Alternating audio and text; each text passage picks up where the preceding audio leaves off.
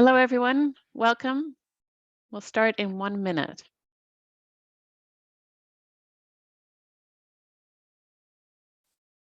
If you'd like to introduce yourself, where you're calling in from, attending from, joining us from, community around the regional district, and your name, please do so in the chat. The chat has been enabled.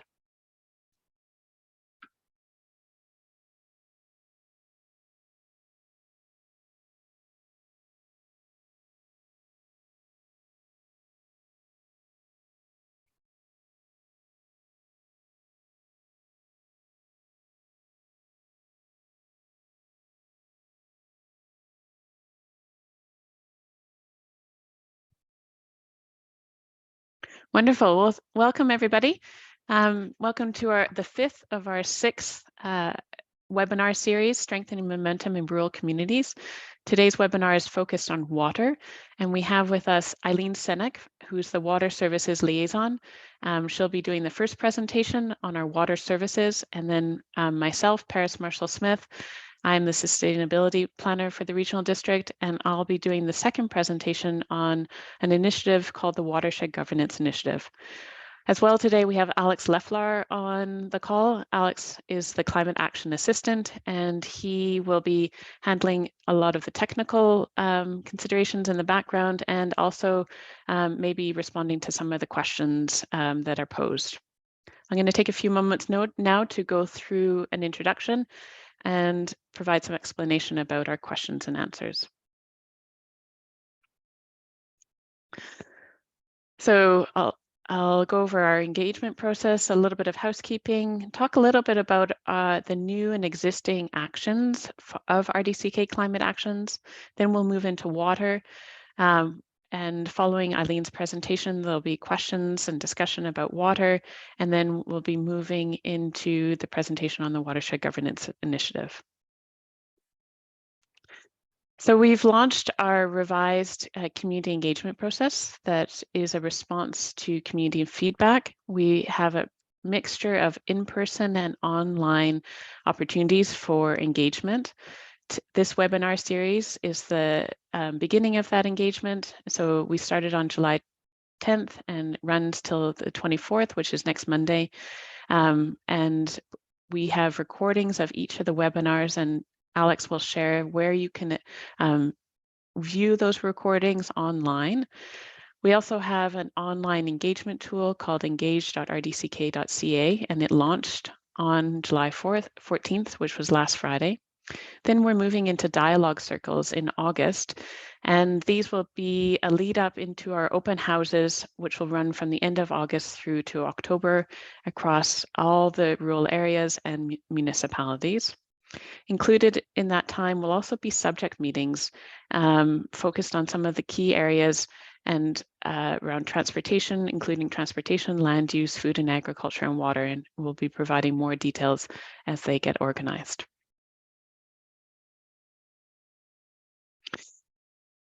So as a reminder, if this is your first introduction to RDCK climate actions, the actions of the Climate Action Plan are organized into 10 pathways. Today, we're speaking about water supply and focus both on water services, so the management of our water supply, and also the governance of water systems across the regional district. There are 95 actions in RDCK climate actions. As mentioned, they're across 10 pathways. 60 of them are in existing work plans, meaning that they were approved either through legislation or through existing regulatory channels, or through our budgetary process and have been in process for a period of time, and they are highlighted in the climate action document as a way of showing the work that's underway towards climate action. There are also new actions that are identified by this green arrow, and there are about 35 of them, and they represent largely opportunities for us to investigate, understand, host conversations, but opportunities are ways that we can really respond to the rural reality of climate action and design actions that are appropriate for our communities and that are reflective and relevant. So coming back to today's webinar, we have the Q&A that will be following the presentation. You can participate in the question and answers process by going to the button that's at the bottom of your screen. Please use this function, and we will be responding to questions. We won't be responding to comments. So please ask your question, or please, if you have a question, include it in the Q&A, and we will do our best to respond to as many questions as possible. We will be responding to one question per person and going through until we exhaust that, and then coming back to you and asking more questions. If we don't have a chance to answer your question, you can always follow up with us by email. And if you have any technical issues, please use the chat function. Thank you very much. And now I'll pass it over to Eileen. Over to you, Eileen. Thank you, Paris. All right, I'm going to share my screen. 1 second.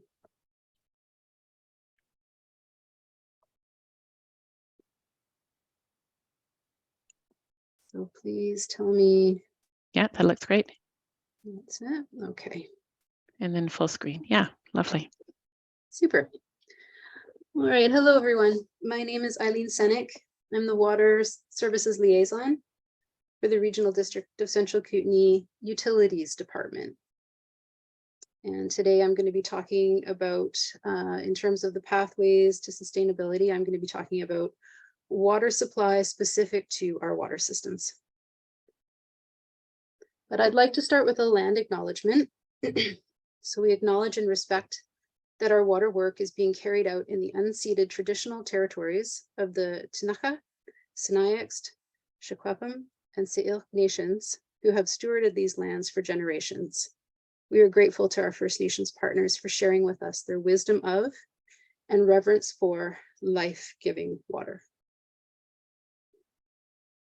All right. Our utilities department is part of our environmental services department, and we own and operate 18 community water systems. So the water systems are listed there on the left, and there's a couple of pictures of the infrastructure for the Balfour water system there, just to kind of give you a sense of the size and scale of our middle, or sort of a water system that's somewhere in the middle of the size of our water systems.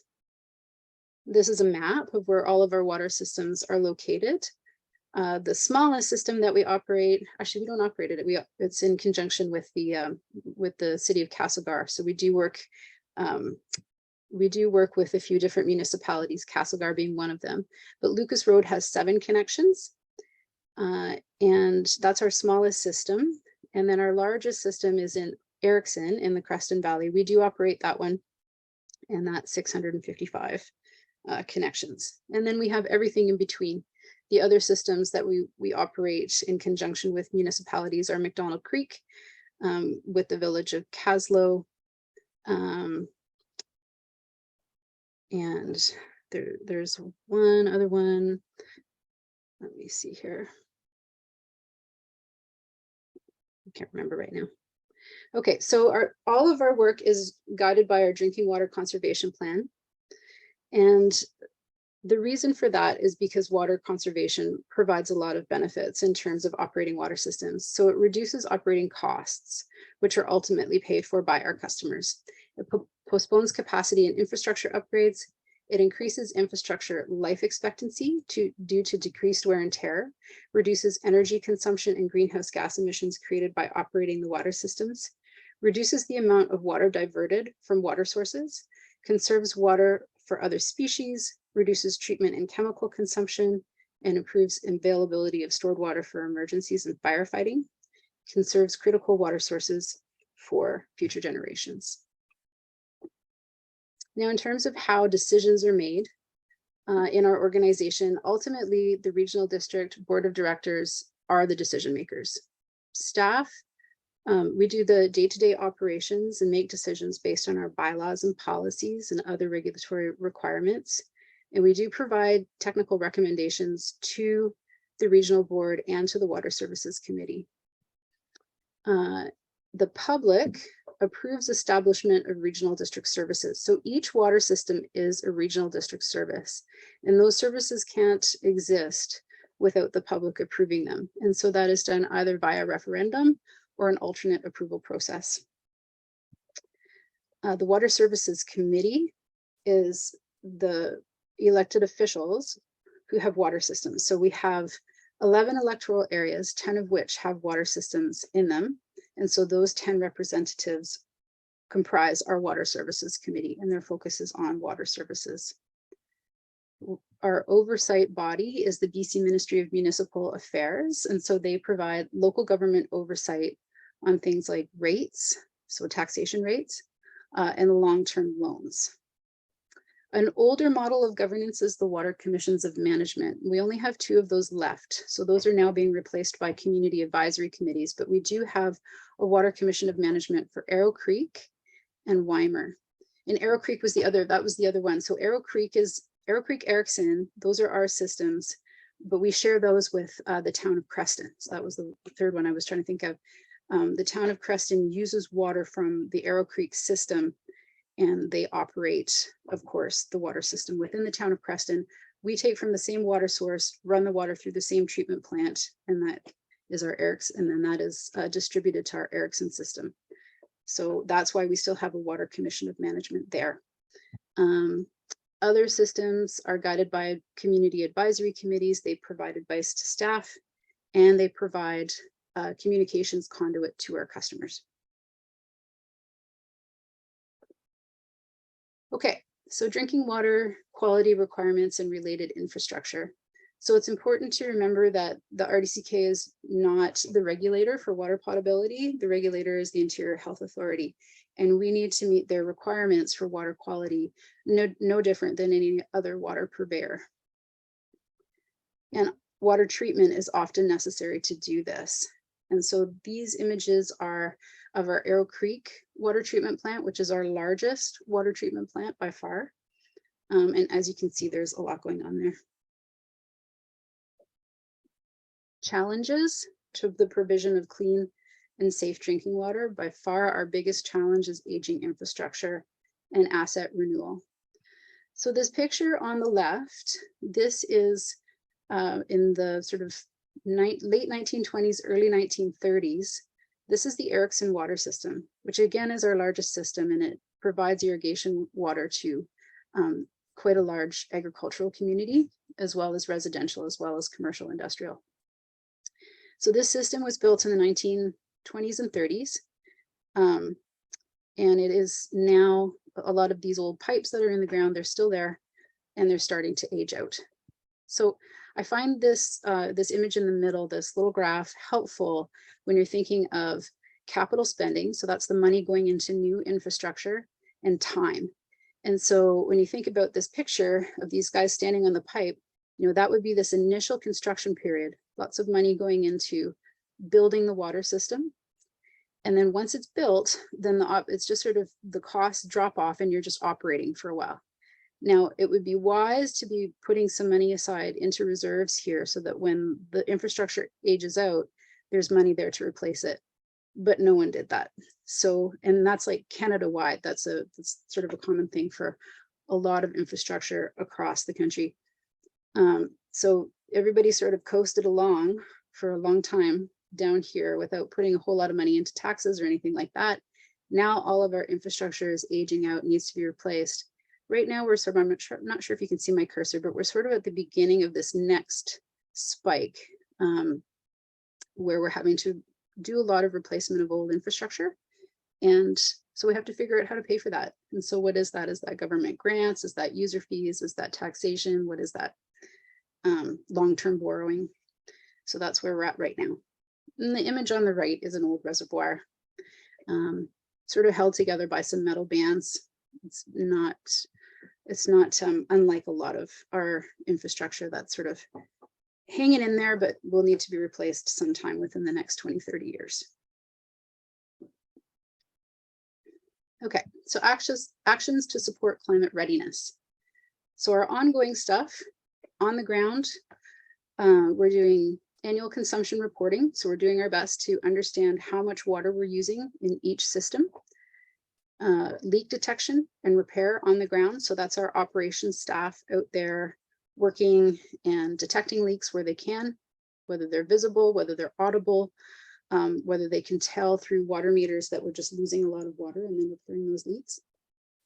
Measuring water use through metering. We do have some meters in all of our systems. We only have universal metering, which means a meter on each connection in 4 of our systems.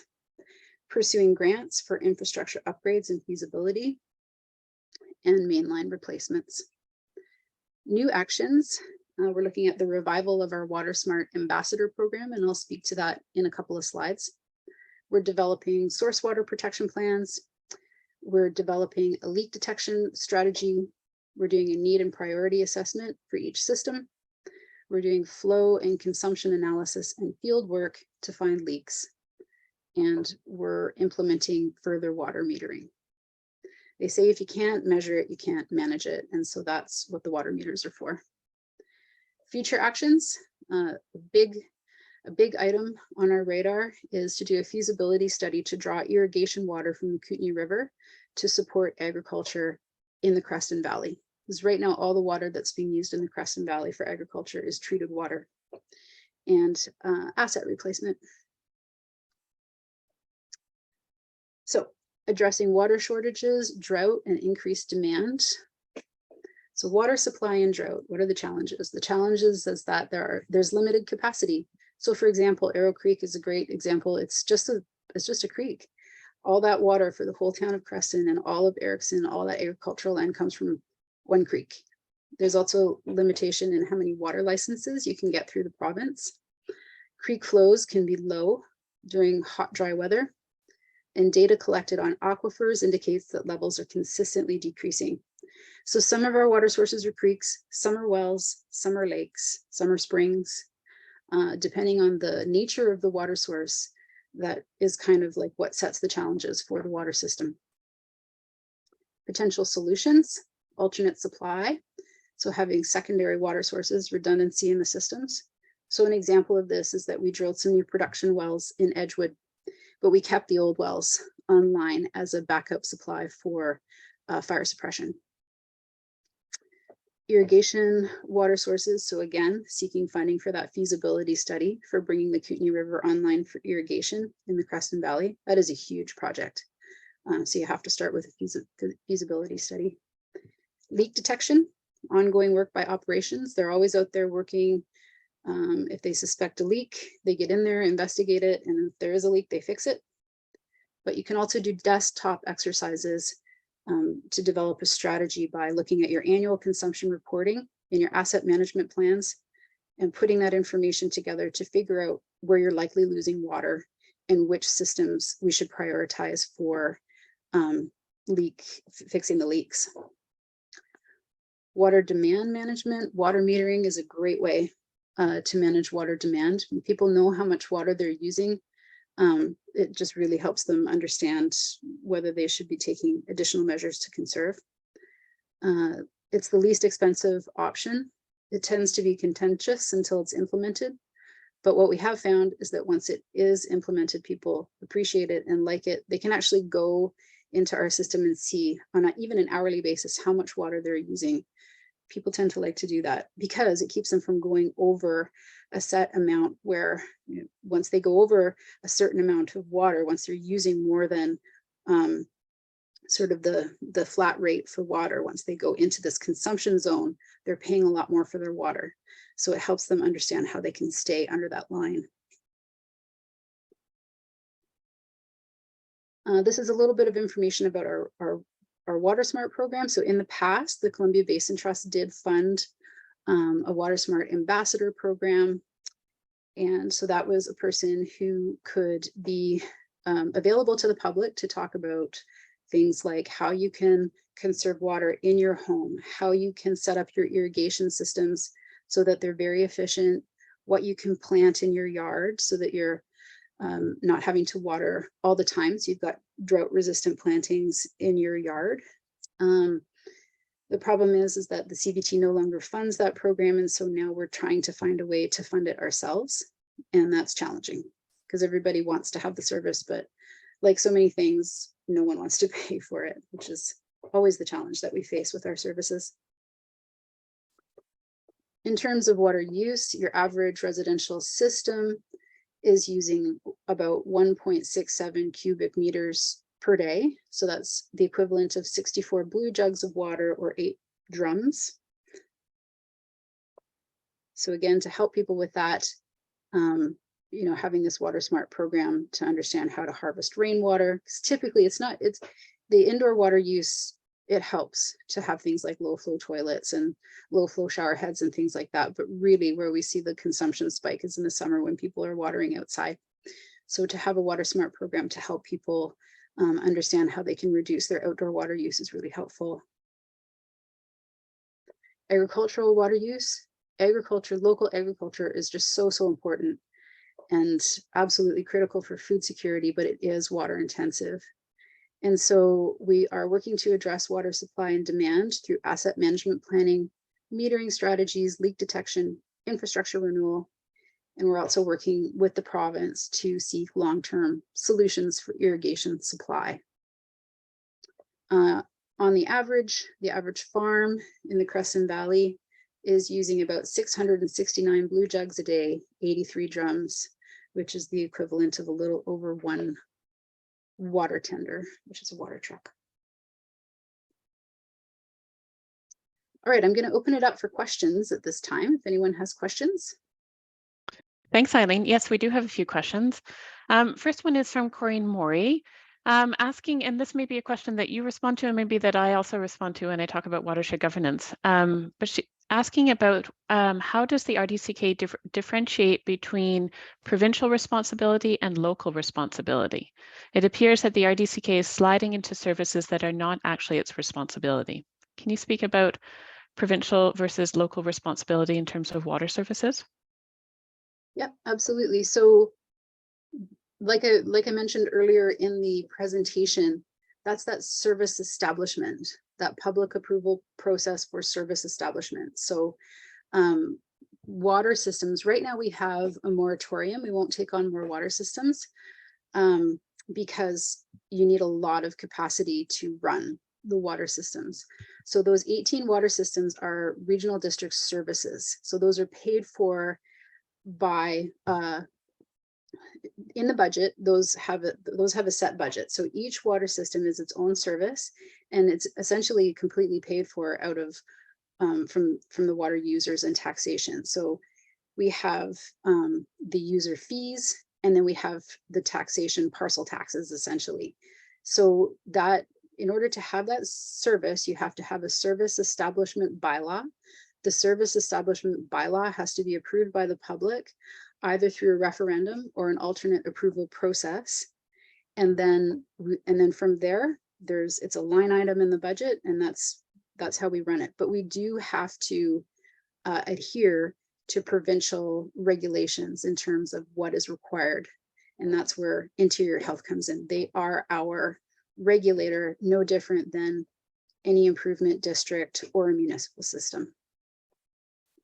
And that's one of the, yeah, I think that's great. And I think that's one of the things that makes it so interesting in the RDCK is we have such a diversity of water systems from, as you mentioned, improvement districts, RDCK managed systems, informal systems. And there's just, yeah, we have, I think current estimate is that we have about 2,500 individual systems across the regional district. That's not RDCK systems, but just in terms of overall how people are getting their water. Mm-hmm. Following on that IHA question around water testing, we have a question from Amy Andrews about are there active tests happening for lake water? So how do we ensure that people are getting potable drinking water, so good quality drinking water? Well, that's part of what our operations staff do. So they take water samples on a regular basis from all of the different water systems, and they send those samples to Interior Health. And then Interior Health tests them, sends the results back, and all of that is monitored and recorded.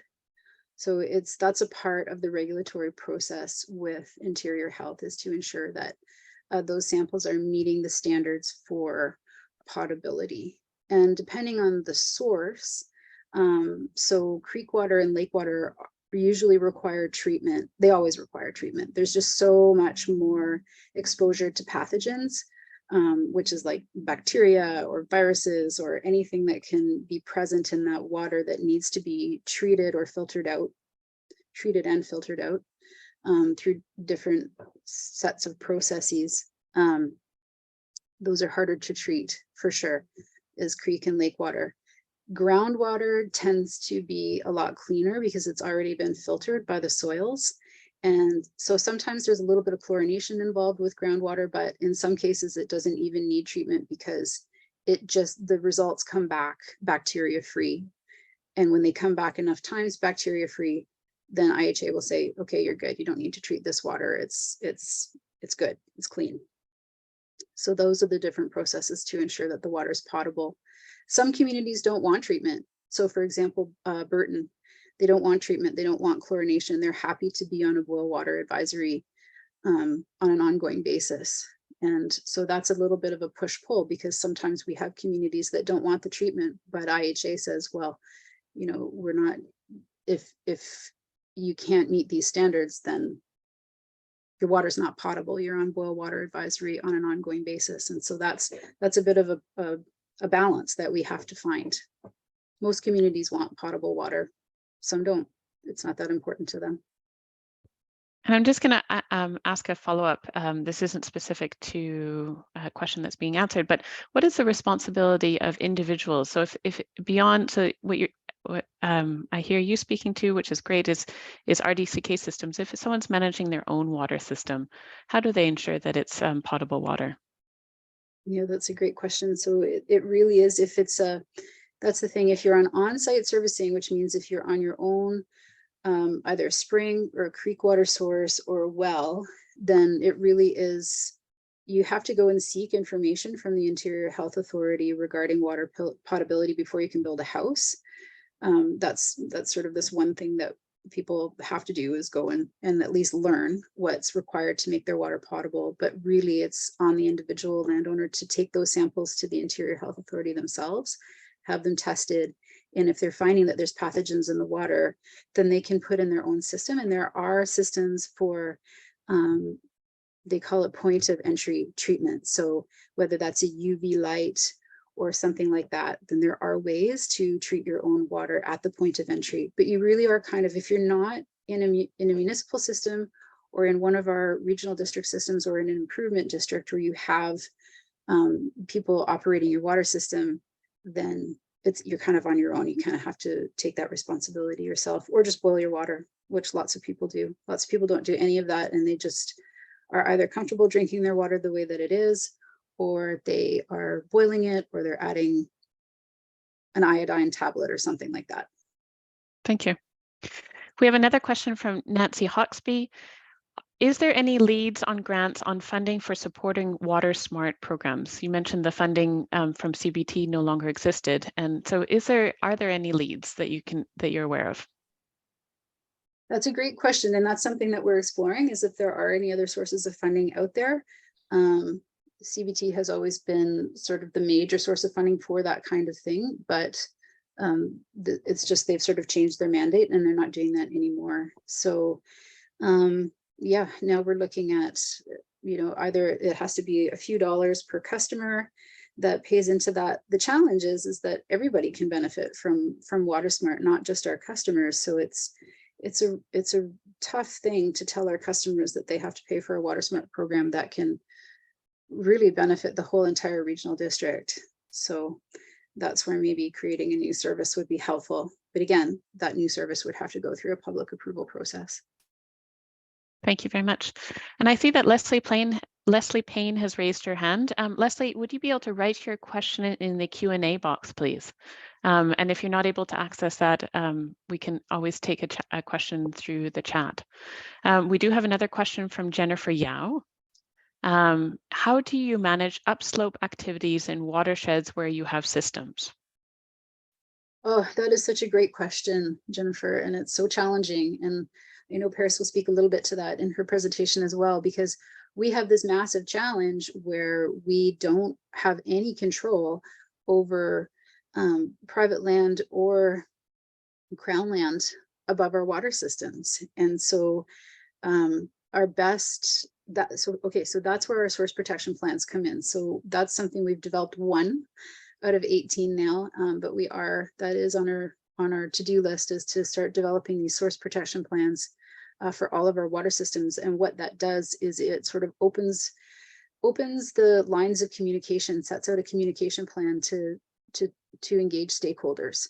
So to basically have those opportunities to speak to, whether it's licensees, like forest, like basically logging companies, or other types of licensees if there's activities like, I don't know, cat skiing or something like that, the province, just to really have all the players come to the table and talk about the fact that there is a water system there, how impacts on the lands around the water system can affect the water quality and quantity, and to try to mitigate any activities that are going to be detrimental to that.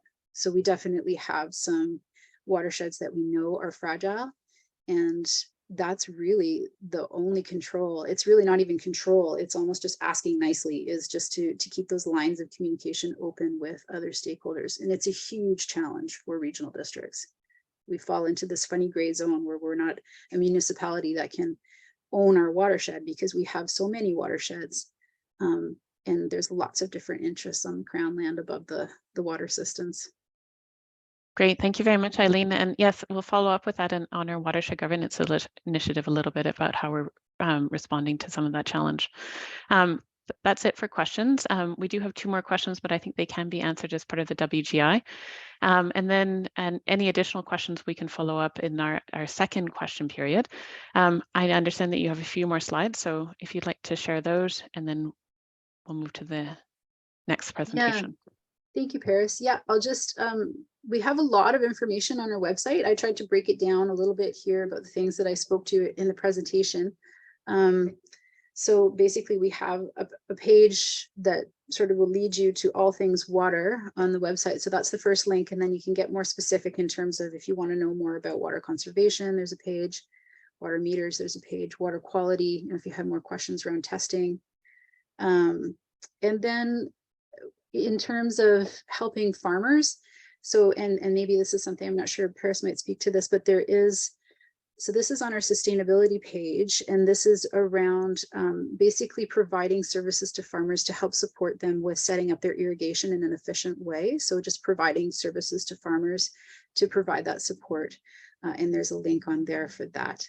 And then if there's other questions, I've got my email address there and my phone number. People are always willing to reach out and ask. And if I can't answer the question, I can find out who will have the information, and happy to help. So that's there. And I think that's all I have. Thank you very much. Wonderful. Thank you so much, Eileen. That was fantastic, and provided some really great information, and also further information which we've provided in the chat of where people can get more information and also can follow up with you directly. So we're going to move to Watershed Governance Initiative, the Watershed Governance Initiative presentation, and I'll explain more about what that is. I'll just pull up my screen here.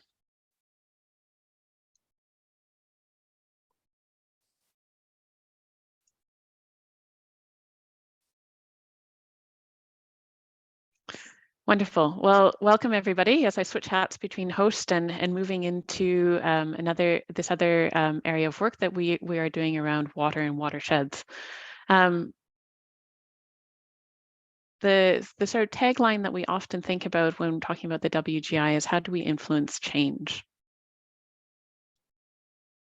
So for today's presentation, I'm going to provide some background of where we began this investigation into watershed governance, particularly with the first phase of discovery, really trying to understand what was our role as a regional district in stepping into this area of work.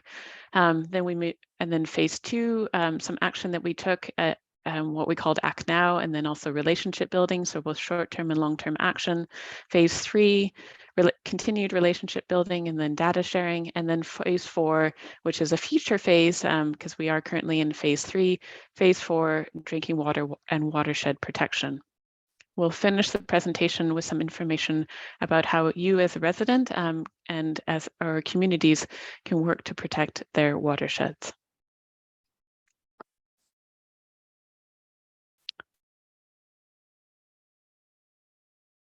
So some information about this project, what we call the Regional Watershed Governance Initiative.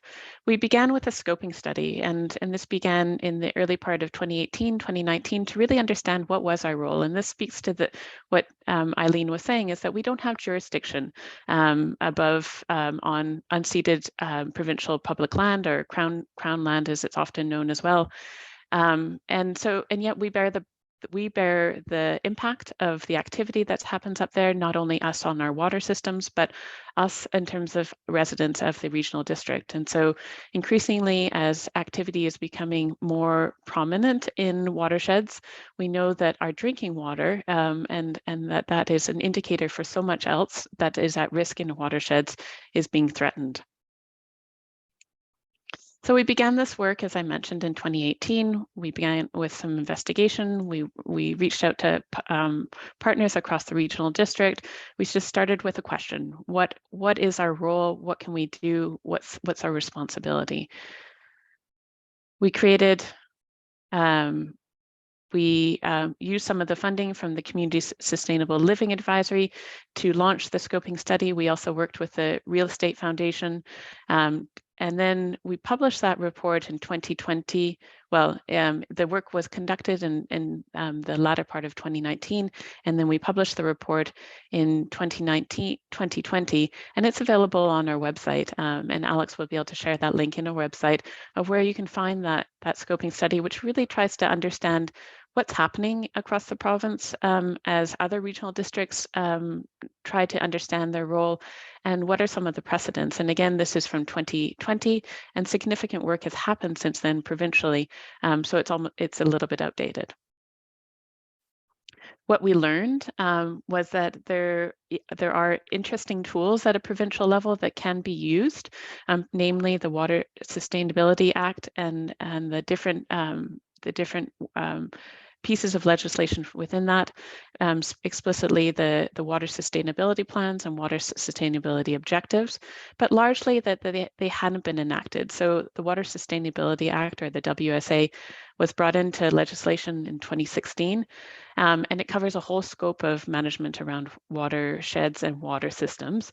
But in terms of looking at the big picture, it hadn't been active until just recently with the start of the new ministry, Water, Land and Natural Resource Stewardship, where we see that they are starting to define how those tools can be used. Eileen also spoke about drinking water protection plans and crown land use planning, again, which hadn't, when we started to see that this work in 2020, they largely weren't really considering the question of watersheds for the protection of drinking water. Now we see that conversation is shifting.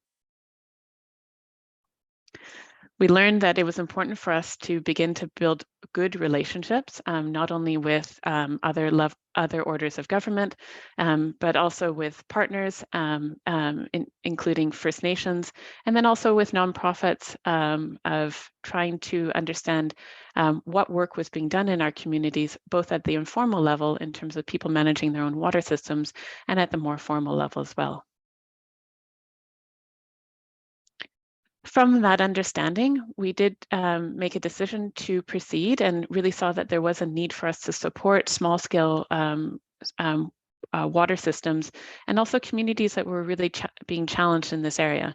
And we have to recognize that we were stepping into this conversation years after many communities had long been in it. And so we were learning a lot along this way as well, and still are, as communities and individuals have been coming together to try and understand how they navigate the legislative complexity to understand how they can protect their watersheds. We did hire a student at this time in phase 2, which was 2021-ish, 2022, to start to do some mapping work and collate some of the extensive data that exists in the world of water and put it into one one location so that it would be accessible to community members and accessible to residents. And I'll speak about that further. We understood, but part of that, the motivation of collating that data was understanding that one of the things that we could do as a regional district was make it accessible, that the information exists, but that often for the average resident, it was through a complexity of channels and complexity of systems that may not have been very easily accessible or understandable. So we sought to create a portal that residents could access all that information to begin to understand more about what was happening in their watershed. And these were the results. So from the work that we did in Act Now and the phase 2, we, as I said, we understood the great number and diversity of water systems that exist in the regional district. We have about 350 watersheds, and sometimes that number increases to 400 depending on the definition. That's an incredible number of watersheds to consider. And many of those have numerous water systems within them. So we do understand, or we work with the number that there are approximately 2,500 water systems across the regional district. And that's a complexity of regional district water systems, improvement districts, as Eileen said, informal water systems, and also municipal water systems.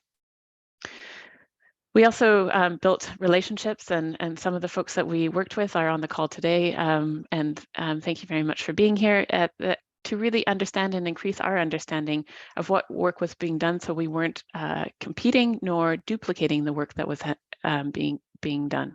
And I'll speak to that a bit further. And then we created two tools, and Alex is going to put those tools in the chat. The Watershed Governance Initiative web map, which I said is mentioned is a compilation, and I'm just going to open it now. Oh, can everyone see my Google screen? Thumbs up from you, Alex. Great. So what we're pulling up now, thank you very much. Oh, and will it pull up? Nope. That's unfortunate. I operate on a rural internet system, and sometimes my internet does not comply with the multi function. So maybe what we can do is I'll ask Alex to pull them up on his system, and we can come to them at the end of the presentation. So we have a web map, which is a tool, a GIS tool that people can access, and you can go from the large scale of the regional district right down to the micro level to understand what's happening, and there's lots of information within that web map that you can access. The other tool that we created was a story map, and the story map are another GIS tool that provides a bit of a abbreviated story about the diversity of ways that communities are approaching watershed governance and watershed protection across the regional district. And so we try to get a diversity of geographic locations, but also approaches.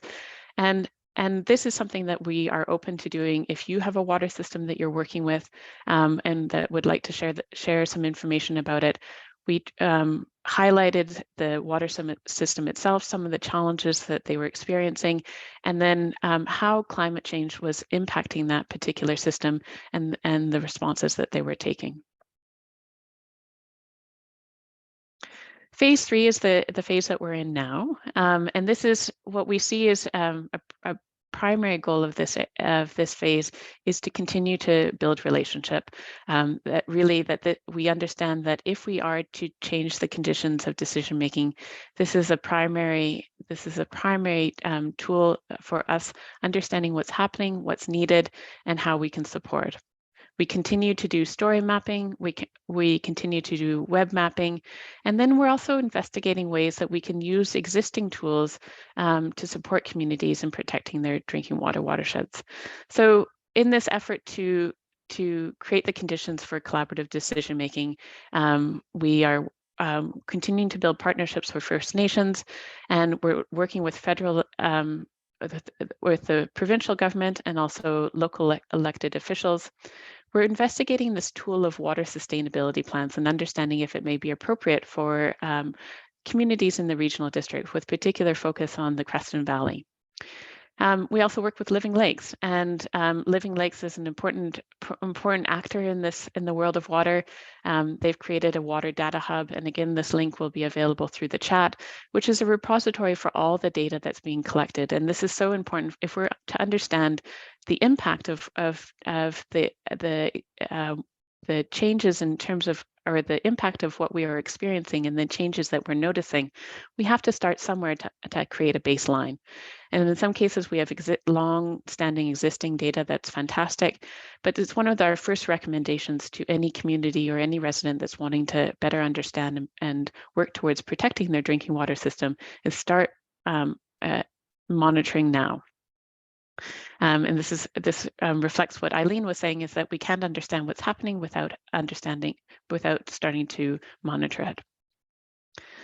We're doing ongoing story and web mapping, as I mentioned, and this is available to any community member. So we have GIS staff that are available to help you articulate your story.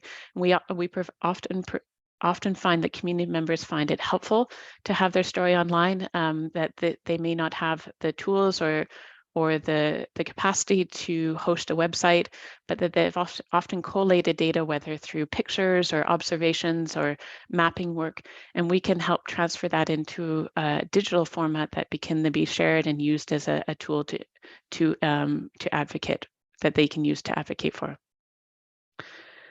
And then this supporting community efforts. So some of the tools that exist in the world, we're trying to understand whether or not they would be appropriate for us. And so nature-directed planning is something that's been very active in Area E and Area F, and we're learning from the work that was done there, and learning from the leadership in those communities. Cumulative effects study. This is a provincial tool that's been interpreted by First Nations, and so we're seeing, particularly with some active work that's happening right now in the Duck Creek watershed, just outside of Creston and Windle, conducting a cumulative effect study or supporting the completion of a study to understand how we can broaden the values. So we know that decision making around watersheds tends to happen by a very narrow channel of values, and we're trying to broaden out the values so that we can understand this in a larger context, and really support communities' interests and cultural and social values as well. Another tool that we're looking into is nature-based planning, and we're currently looking into that in Quartz Creek, which is in Weimar, and trying to understand where how nature-based planning, which applies an economic lens to the services that are provided by the landscape or by the ecosystem, how they can be valued economically, so that we can really appreciate that if any significant damage or impact was to happen to them, we would most likely not be able to afford its replacement. And so given the Quartz Creek system, if you're not familiar, is a very vulnerable system, and it's an RDCK system that supports the Weimar community, and the Weimar community has done a lot to advocate for the protection of that system, and the RDCK has supported that effort. And now we're at another current place of challenge of that logging is potentially imminent, and while we are by no means opposed to logging, our interest in supporting the water in that water protection, water in that water system, is a priority for community resilience. And so we're investigating the tools that could be used to support that protection. And then the last one I'll just speak to quickly. And so understanding that this has been largely a project-based work, and we're understanding if there's a more formal role that the RDCK can take in providing support to communities and support to residents in that whole question of how do we protect our watersheds, how do we create the conditions for collaborative decision making, how do we broaden the value of how decisions are made. Oops. So The fourth area, which we're not at currently, but it is under investigation, and this would be a long engagement process with community to understand if it was to proceed only in the investigation phase, not in decision-making phase. If it was to proceed, it would involve a long engagement with community to both understand how value could be brought in and whether or not this was of interest to residents. And this would be a clear place where the community could express interest and a decision would be made through referendum. And so one of the things we're considering, again, looking at other jurisdictions across the province and how they've approached this question, is whether or not a service would be appropriate at this stage to really formally support the continuation of this work. And so some of the areas that are being considered, and this would be, again, working in partnership with existing efforts, namely through the province or through groups or entities like Living Lakes, would be to continue and build out monitoring both ground and surface water, establishing that baseline of understanding so that we can understand if systems are changing, and if so, how. Advocate for small and medium water users to plan and implement and administer their own funding so that as things happen, as they do, communities are prepared and can do the work that they need to manage their systems. Share data, so making sure that we are operating from the best level of information possible.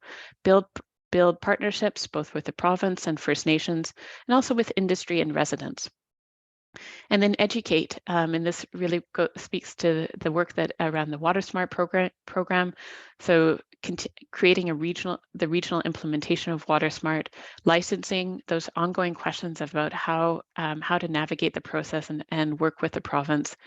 And then Watershed 101, and we have some good examples from other stewardship groups that could be levied in this case, of understanding what are watersheds, what do they do, what are the services that they provide, and how can we protect them. And then lastly, there might be a role of providing incentives for conservation measures, and this is something that's been done in the past. For example, rain barrels, testing and monitoring on your own site. And I just want to emphasize that all this currently is as a proposal. It's not, there haven't been any decisions made, but this is just starting to put some information to a question that has been the RDCK board has given direction to pursue only as a question, that the decision making would be years away and would involve considerable community involvement. So my last slide before I close is what can you do? And so these are possible action steps for communities and for residents seeking to protect their drinking water. As I said, begin documenting everything. Begin walking your watershed and your water system and make sure that you are taking note of what's happening from season to season, from high flows to low flows, and then begin to establish a monitoring system. And there's lots of groups out there that can help you do that, establish that monitoring system if that's something of interest. You can review the watershed data that's available on the web map. Build relationships with your neighbors, with First Nations to understand what's happening. And also you can work with us to understand the provincial legislation as well. If you are in a situation where you feel that your drinking water system is under threat, you can request an investigation under the Drinking Water Protection Act. And this link is available on our website. And again, the link has been provided in chat. You can also begin to narrate your story of how you are working to protect your watershed and what's happening to it, working with us to create a story map. And then some of these other exercises that may be available, you can contact us to see if we can support you, or it might be something that you want to undertake independently. But these are tools that we are currently investigating and don't necessarily advocate for, but know that they exist and have proven offered benefit in other situations. And then the last piece is that under the WSA, or the Water Sustainability Act, there are water objectives that could be established, particularly for larger systems. So if this is something that intrigues you, we encourage you to get in touch with us and we can provide some guidance on how best to make use of water objectives. And that's it for me. And I will stop sharing. And Alex, do you have the web map that you're able to share? No, it's lagging too much at the moment. Okay. But Well, there are some questions that I think you could probably. Yeah. Wonderful. Well, thank you very much. And I'm sorry that we can't take you to our GIS. It's sometimes we do encounter those internet challenges. So, but please feel free to explore that on your own. If you have any questions, let us know. Yes. And I'll just jump into the question.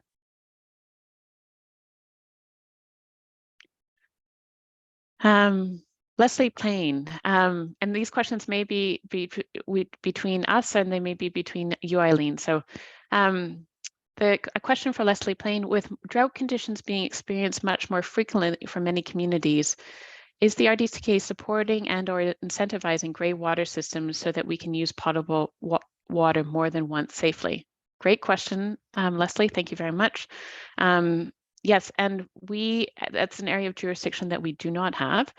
So our role would be to advocate, and we encourage residents, if they see that as a valuable change of policy, to advocate too. It's within the building code, so it's provincially mandated, and it's not something that we can regulate locally. But municipalities can also advocate at the provincial level as well.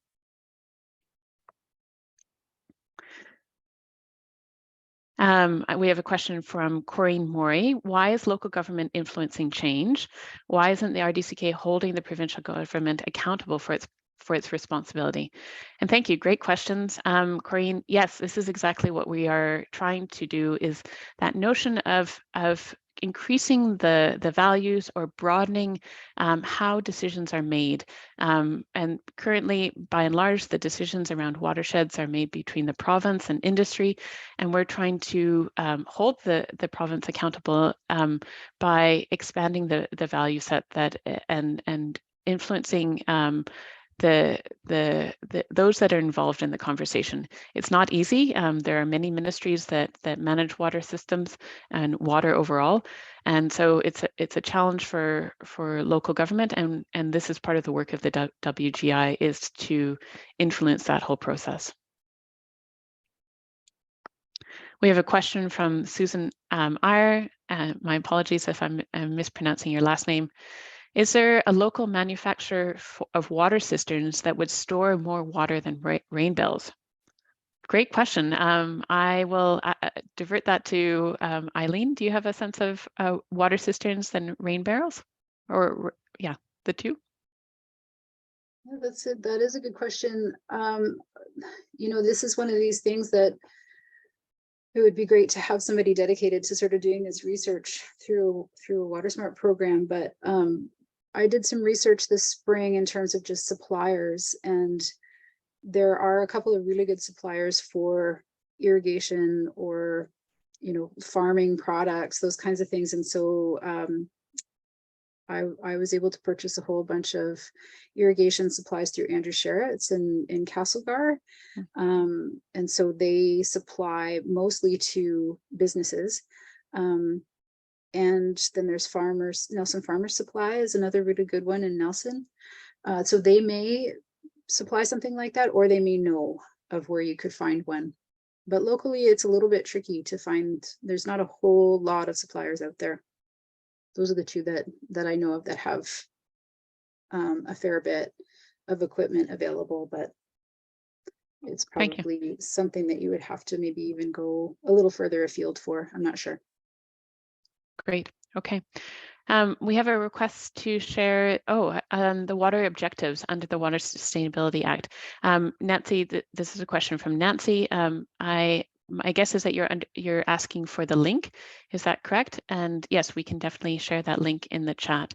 And maybe I can just ask Alex to look up water objectives under the Water Sustainability Act and share that link, please. Alternatively, that can be Googled as well, and I can follow up by email.